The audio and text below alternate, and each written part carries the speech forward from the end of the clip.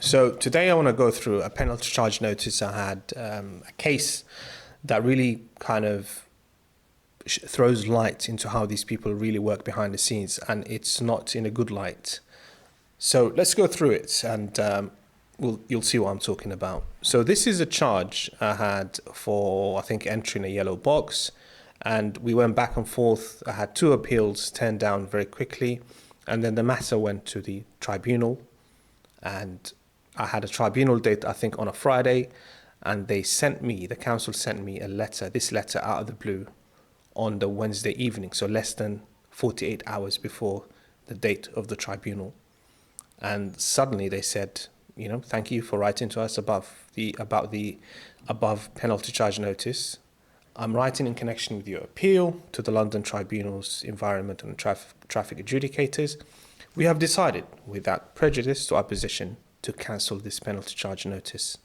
So they suddenly decided to cancel less than 2 days before the tribunal, despite rejecting my previous two appeals, which have kind of dragged on for 6 months. The question is why? Why would they reject my first two appeals and then suddenly decide to cancel my ticket less than 2 days before we both appear in front of a judge? Let's continue. They say we will therefore not be contesting your appeal and have advised London tribunals of our decision. Okay. However, this is not an acceptance of any of the arguments that you have submitted to London tribunals. So why are you cancelling the ticket then? If you don't accept any of my arguments, why are you cancelling? The PCN was correctly issued. Okay, so why are you cancelling? You entered the box incorrectly. Okay, why are you cancelling? And there is no exemption whatsoever available to you. Then why are you cancelling? It's crazy how these people write these contradictory things and still say that we are cancelling. I would also point out that none of the arguments that you have submitted to London tribunals were made in your original representation. Well, this is normal because when matters go to the tribunal, you go back, you dig up more information, you see things from fresh angles. What case is submitted purely on the original statement? That's crazy. Arguments and cases develop as time goes by. In fact, I would also say that none of the arguments that you have made to London tribunals make any sense whatsoever. So why are you cancelling? I have therefore completely disregarded them in this cancellation decision. Okay. I have returned purely to your original representations. So they've returned to my previous original representations. Okay. To make sense of your arguments in this case, those original representations do make sense. So why did you reject them over 6 months?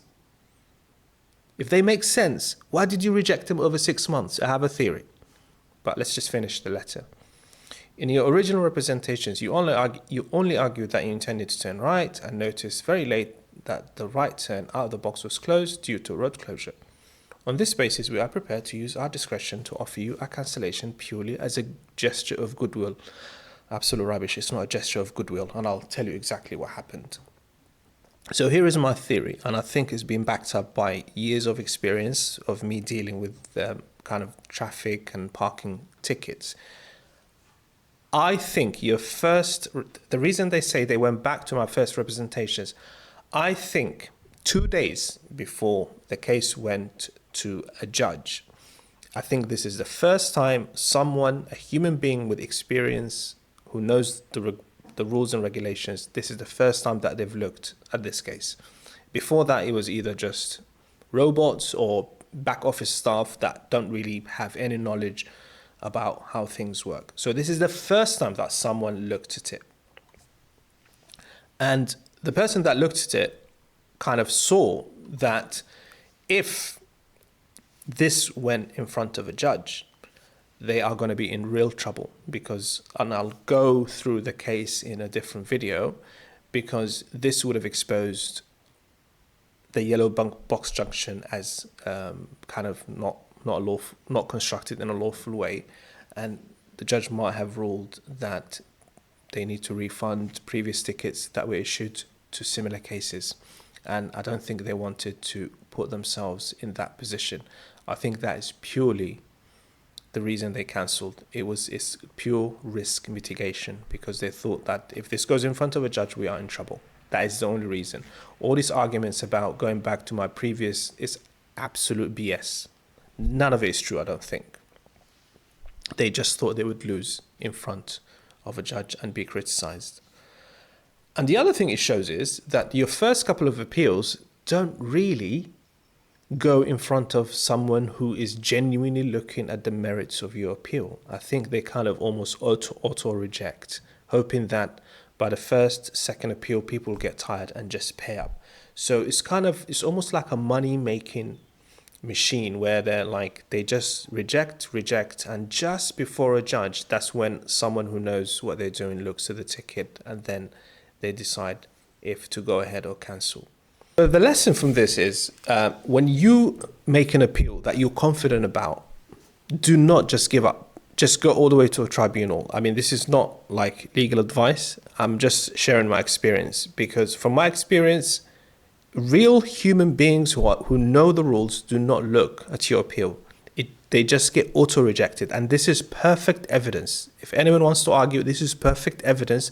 There's an element of quick auto-rejections from people who don't know what they're doing when it comes to PCN tickets. And if you want help with drafting very strong, powerful letters that make your case, then I've built an app for the everyday person to use called Defense, and it constructs very powerful letters that cites all the rules and regulations that will stand out and will give you the best chance that your appeal is taken seriously. And the link will be somewhere under this video.